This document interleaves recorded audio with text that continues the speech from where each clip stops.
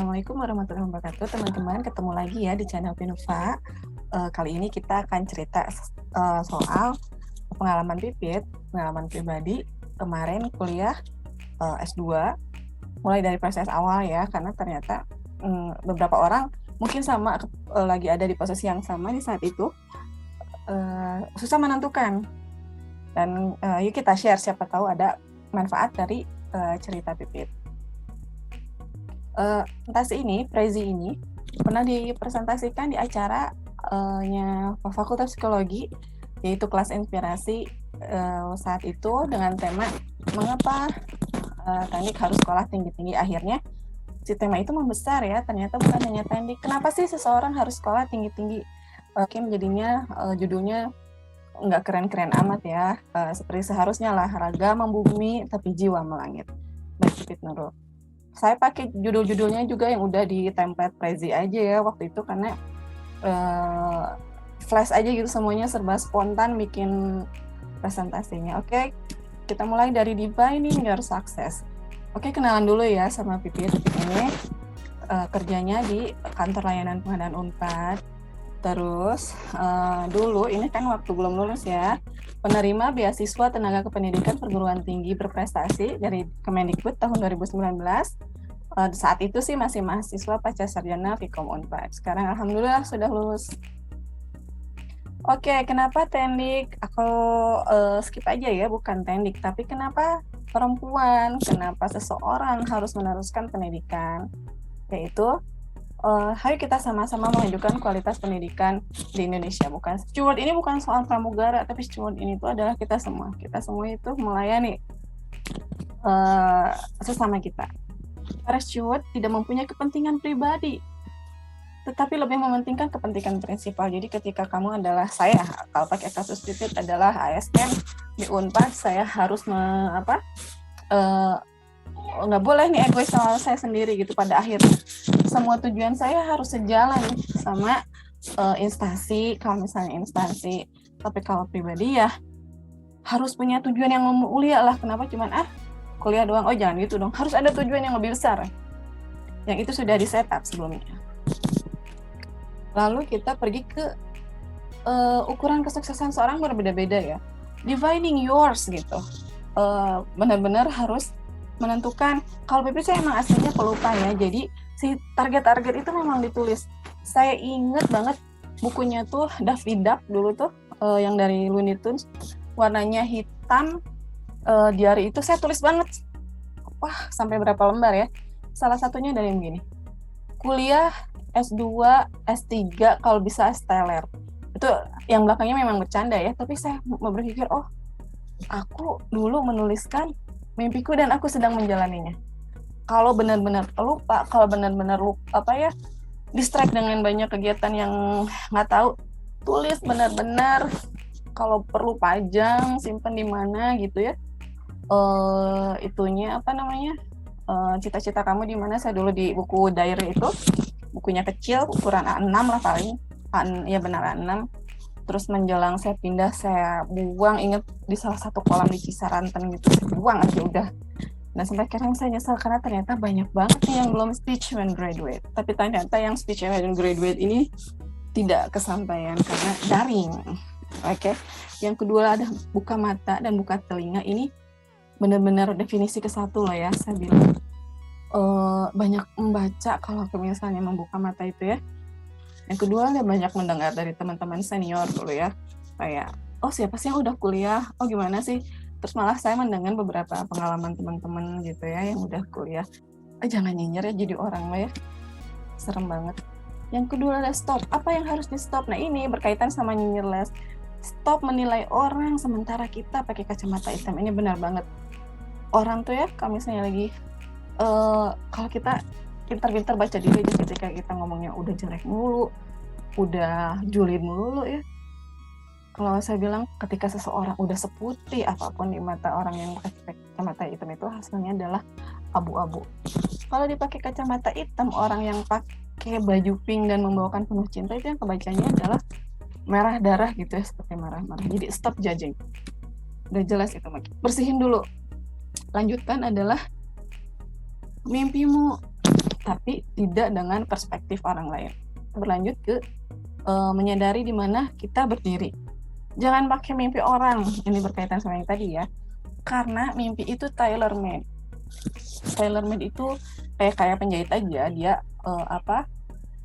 menjahitkan baju khusus dengan ukuranmu, dengan kapabilitasmu, dengan mukamu, kulitmu, semuanya tailor made. Bukan pasaran seperti kita beli baju di swalayan.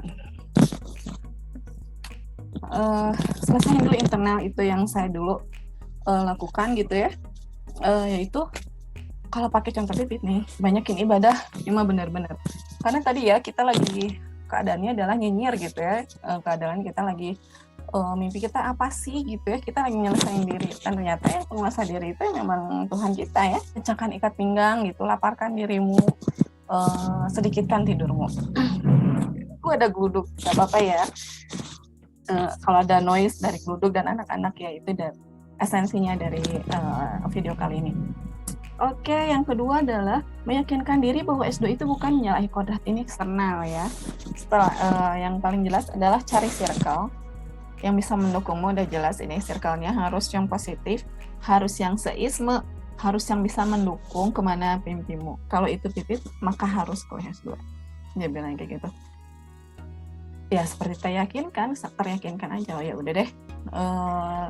Orang yang nemu bakat Pipit aja bicara kayak gitu, berarti itu tandanya dengan pengetahuan dan pengalamannya dan kita kerja bareng, berarti oh ya udah deh.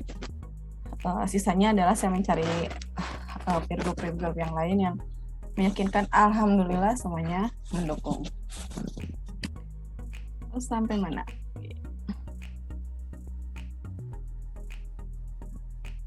Lalu kita ke closing the gap,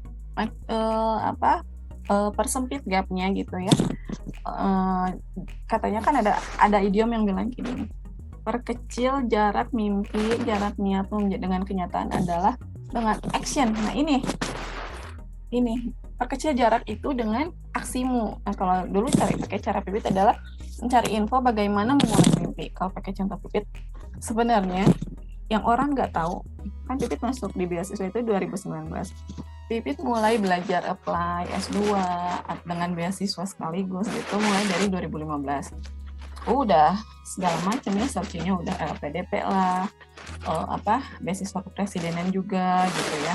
Sampai suatu kali karena saking gencarnya browsing adalah nemu kuliah di Swedia itu kuliahnya gratis.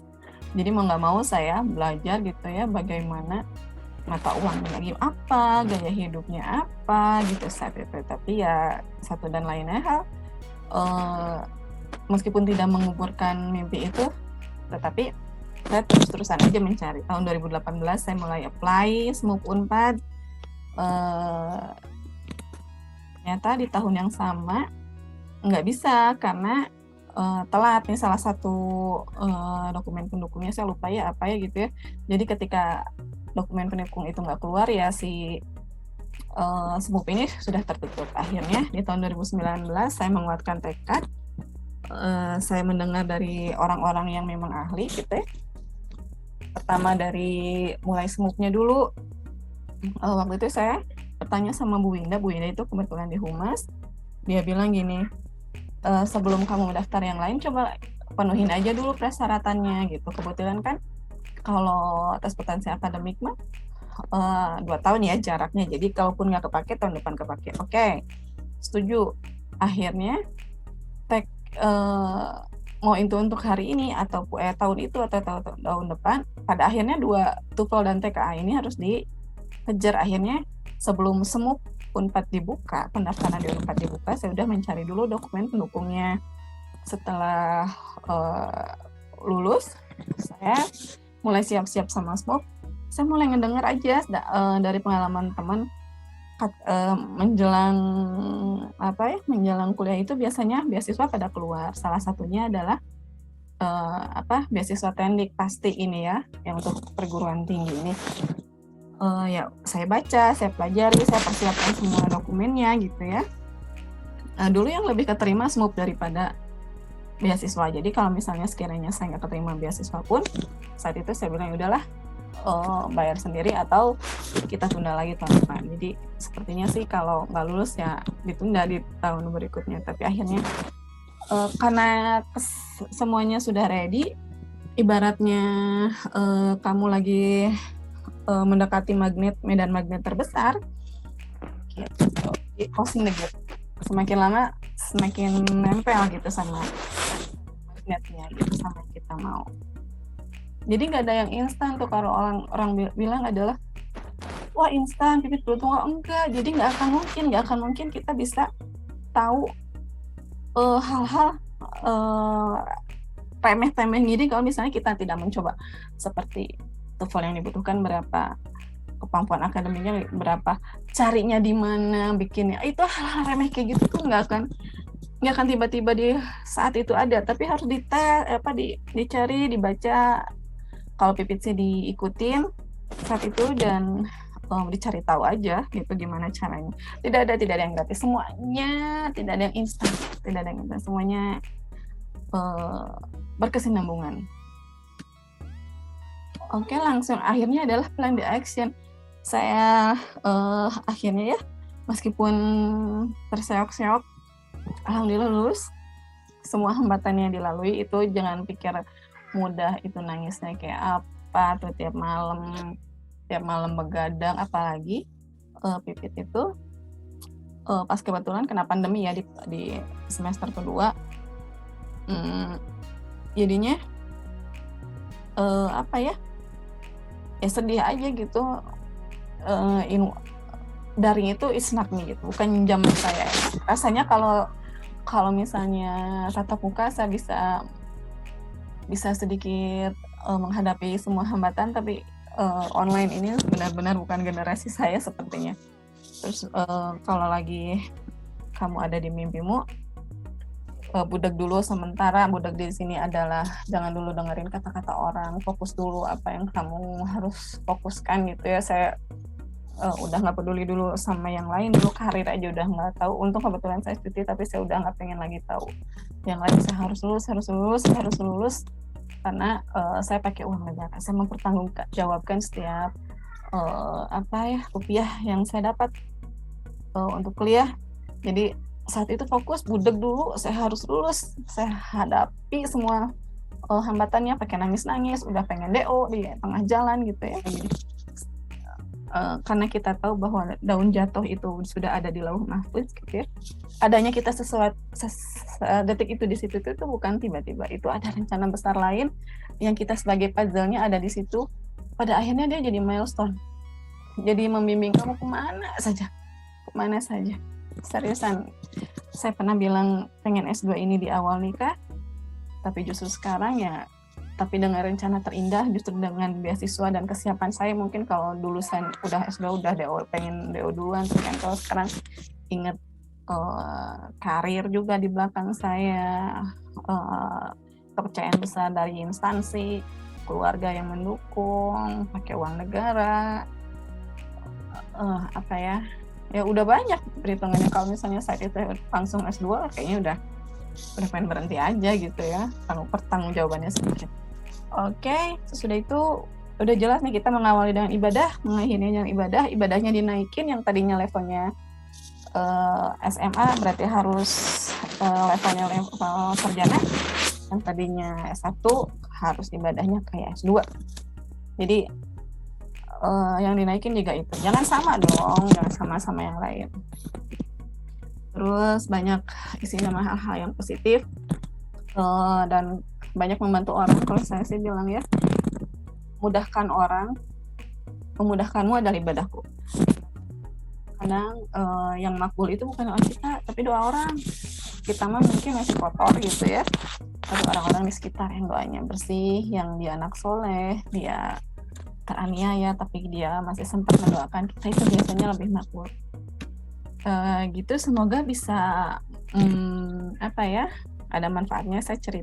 Nanti saya cerita lagi soal hal yang lain ya. Saya rencananya akan nge-roasting tulisan saya sendiri. Oke, ini IG saya. Jangan ragu untuk chat, untuk share gitu, karena saya ada di sini tuh atas nikmat Allah dan saya harus membaginya kepada teman-teman sebagai bentuk rasa syukur, bentuk pertanggungjawaban, bentuk apa ya, cari bekal buat nanti pulang. Oke, demikian. Semoga teman-teman berhasil di kehidupan dunia dan akhirat. Kita ketemu lagi di video berikutnya. Assalamualaikum warahmatullahi wabarakatuh.